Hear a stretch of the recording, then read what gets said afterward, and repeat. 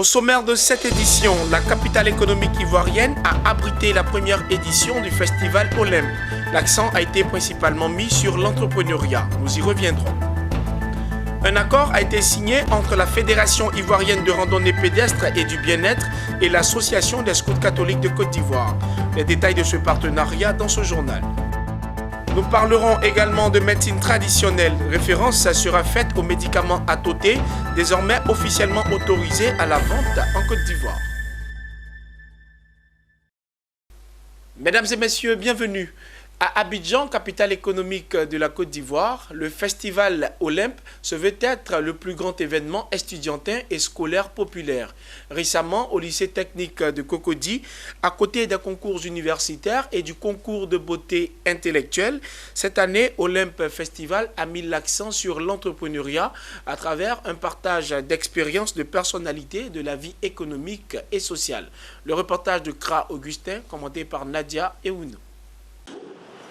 Un partage d'expériences réussies entre les jeunes et ces acteurs de la vie économique et sociale autour de l'entrepreneuriat. C'est l'innovation de cette deuxième édition de Olympe Festival qui a mobilisé étudiants, élèves des lycées et collèges ainsi que des personnes ressources. Ils ont été édifiés sur la nécessité de s'investir dans l'auto-emploi. Ahmed Kofi Zarour, opérateur économique et président de Agir pour la Côte d'Ivoire, a proposé la mise en place d'une banque de l'entrepreneuriat pour accompagner la jeunesse à se lancer dans la vie économique.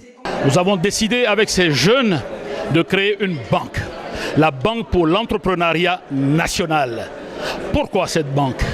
Parce que tout simplement, nous constatons qu'il n'y a aucun outil de financement disponible pour la jeunesse. Et il était temps de s'engager dans cette voie pour apporter une réponse concrète qui permette justement de répondre aux attentes de ces jeunes qui sont nombreux à avoir des projets, mais qui malheureusement, faute de moyens, dorment dans les tiroirs. Dans la vie, il faut être persévérant. Il faut d'abord savoir ce qu'on veut, d'où on vient et où est-ce qu'on veut aller. Et après, lorsqu'on a ces deux notions, on persiste dans le domaine. Moi, par exemple, depuis très jeune, depuis que j'ai 15 ans, je suis dans le commerce. À 15 ans, j'ai réuni des tantes qui sont apolloniennes. Je suis originaire de Tiapoum. Elles me faisaient de la loco, du cracro, de l'igname frit. Je leur donnais l'argent pour faire. Je m'asseyais, je grillais les bananes avec elles. Et c'est comme ça que j'ai commencé à faire mes petites épargnes. Aujourd'hui, j'ai une maison, ce qu'on appelle une maison multimarque, qui représente différents créateurs africains de toute l'Afrique. Dans cette nouvelle ère, nous ne devons pas attendre que quelqu'un nous tende la main. Nous devons plutôt aller vers les choses.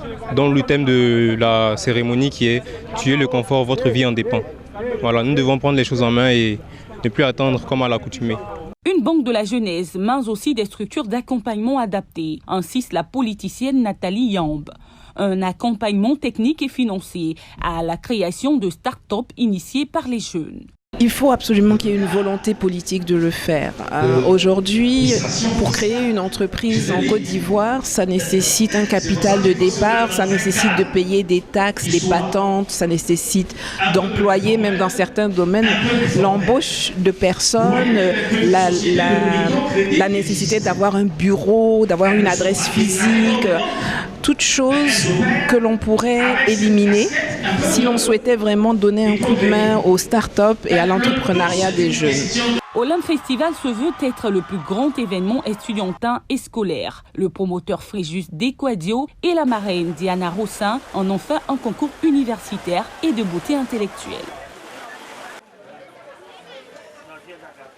C'est un mariage de raison entre la FIRAP, entendez la Fédération ivoirienne de randonnée pédestre et du bien-être, et l'Association des scouts catholiques de Côte d'Ivoire. Les deux structures ont récemment signé un protocole d'accord et les scouts catholiques se sont engagés à prendre une part active aux randonnées pédestres de la FIRAP à travers tout le pays. Ils comptent également assurer la mobilisation autour de cet événement et identifier les sentiers de randonnée. Le reportage de Ariane Touré et Tima Traoré.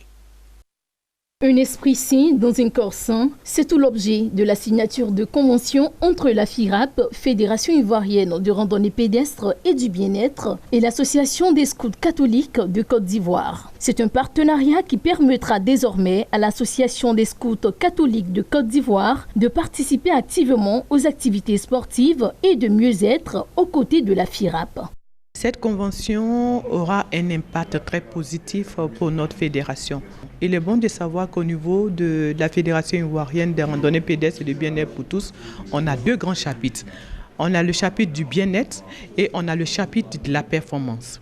Au niveau du chapitre du bien-être, on pourra dire que le nombre de 20 000 membres du scout catholique permettra d'avoir un grand nombre de randonneurs, donc va toucher positivement la mobilisation au niveau de nos activités.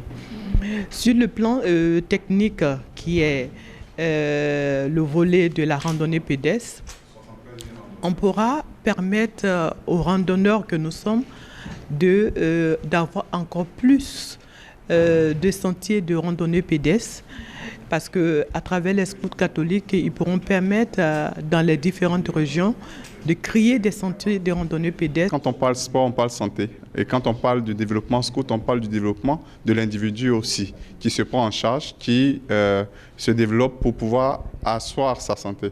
Donc pour nous, c'est très important que l'ensemble de nos jeunes, l'ensemble de nos scouts puissent participer à être membre, j'allais dire, de la FIRAP, en tout cas à travers ce partenariat-là. Nous ferons des activités communes, des activités avec la FIRAP, des activités de la FIRAP avec les scouts, et nous espérons que l'ensemble de nos scouts prendront plaisir à pouvoir participer à l'ensemble des activités de la FIRAP.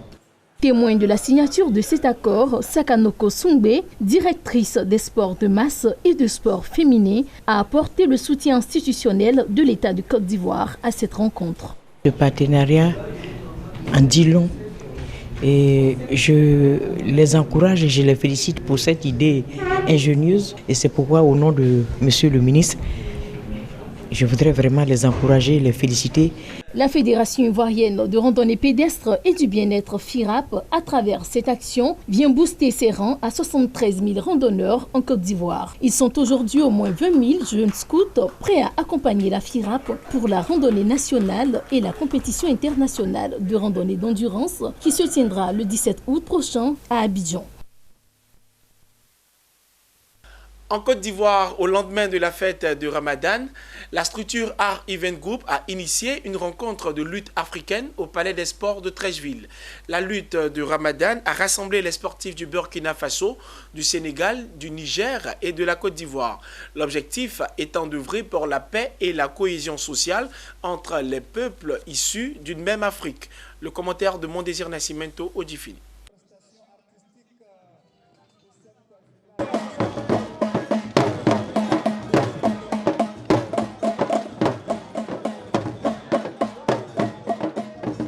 Le pari a été réussi, celui de rassembler différentes nationalités africaines autour de la lutte. Cette deuxième édition de la lutte du Ramadan, initiée par la structure Art Event Group, a vu la participation des lutteurs venus du Sénégal, Burkina Faso, Niger et Côte d'Ivoire.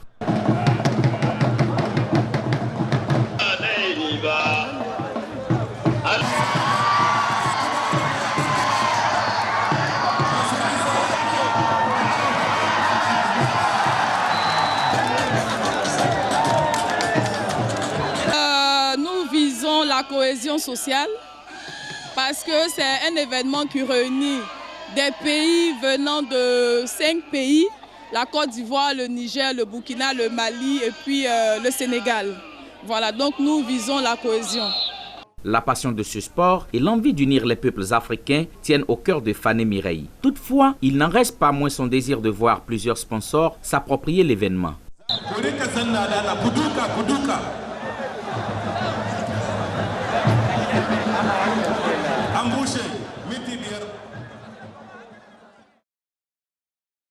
Vous voyez le monde que ça draine, nous avons vraiment besoin d'être accompagnés, nous avons besoin de partenaires, de téléphonie mobile, de banques, et voilà quoi. Nous avons vraiment besoin de personnes pour nous accompagner parce que c'est un événement à encourager.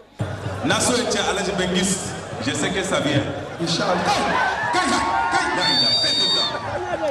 Pour cette deuxième édition de ce sport rassembleur, le vainqueur est originaire du Niger. Il se nomme Yakuba Amadou. Il repart avec une coupe et la coquette somme de 1 million de francs CFA. La structure Art-Event Group veut pérenniser et vulgariser au maximum la lutte africaine en Côte d'Ivoire. Elle met déjà tout en œuvre pour rassembler les Africains autour de ce sport à la prochaine fête de Tabaski. Si vous êtes en Côte d'Ivoire et que vous êtes adepte d'aphrodisiaques, vous connaissez certainement le breuvage traditionnel appelé Atoté. Nombreuses sont les femmes qui vantent le dynamisme de leur partenaire après leur utilisation. Eh bien, voici une nouvelle qui va réjouir les utilisateurs. Le médicament Atoté a été passé au peigne fin lors d'une enquête initiée par le ministère de la Santé et de la Direction de la Police Sanitaire et Contrôle. Il ressort donc de cette enquête que Atoté fait partie de 10 médicaments autorisés officiellement à la vente en Côte d'Ivoire. Le reportage de Thio Chong, commenté par Nadia Eounou.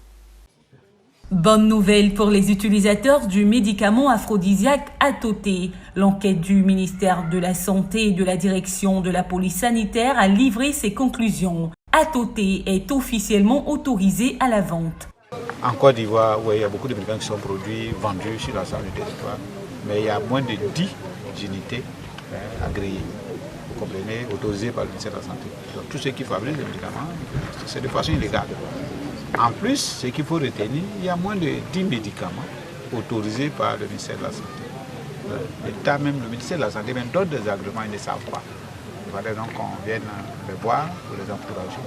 Les plus heureux sont les consommateurs de l'aphrodisiaque, mais surtout le promoteur, le tradit praticien Ouattara Diakarija. Atoté, c'est un médicament qui soigne beaucoup.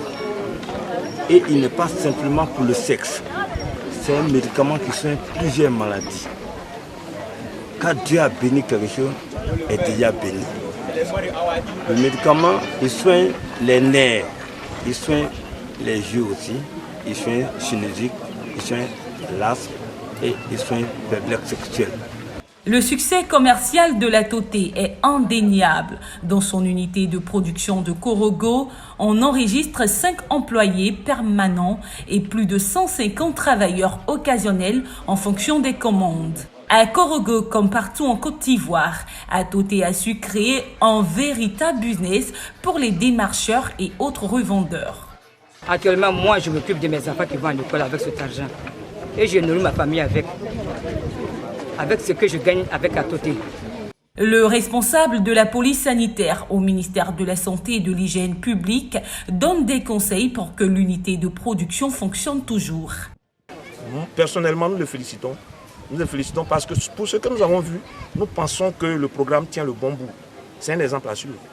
La Côte d'Ivoire reconnaît la médecine et la pharmacopée traditionnelle ainsi que ses praticiens. Un code d'éthique et de déontologie de la médecine traditionnelle existe depuis 2016. Un code d'autant plus important qu'en Côte d'Ivoire, la loi stipule que la fabrication de médicaments traditionnels se réalise dans des unités de production de médicaments traditionnels agréées par le ministre en charge de la Santé. Ouattara Diakarija fait aujourd'hui partie des 10 praticiens autorisés par le ministère.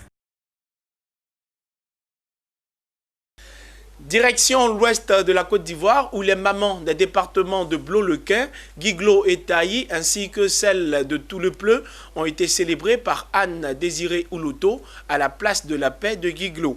Plus de 3600 femmes sont retournées les mains chargées de cadeaux. Cette célébration s'inscrit donc dans la mouvance de la fête des mères. Théodore Kanga. La présidente du conseil régional du Cavalier, Anne Désirée Oulouto, a célébré les femmes des départements de Blo-le-Quin, Guiglo, Taï et Tout-le-Pleu à la place de la paix de Guiglo dans l'ouest de la Côte d'Ivoire. Elles ont reçu des cadeaux dans la mouvance de la fête des mères. Occasion pour Anne Désirée Oulouto de mettre en mission les femmes du Cavalier. Elles ont été invitées à partager les vertus de paix et de vivre ensemble. Je rêve ma région. Dans ma région, le Cavalier, je veux que nous soyons un. Je veux que nous soyons unis. Je veux que les rois soient unis entre eux. Au total, 3112 femmes sont répartis les mains chargées de cadeaux, glacières, complets d'épaille, bouteilles de gaz. Les femmes du Cavali se disent satisfaites et appellent à la pérennisation de l'action. Je dis merci à la ministre Anne Désirée Wuroto de nous avoir donné ces cadeaux. Vraiment merci. Que Dieu lui donne une longue vie. Pour que l'année prochaine, qu'on puisse avoir encore beaucoup de cadeaux.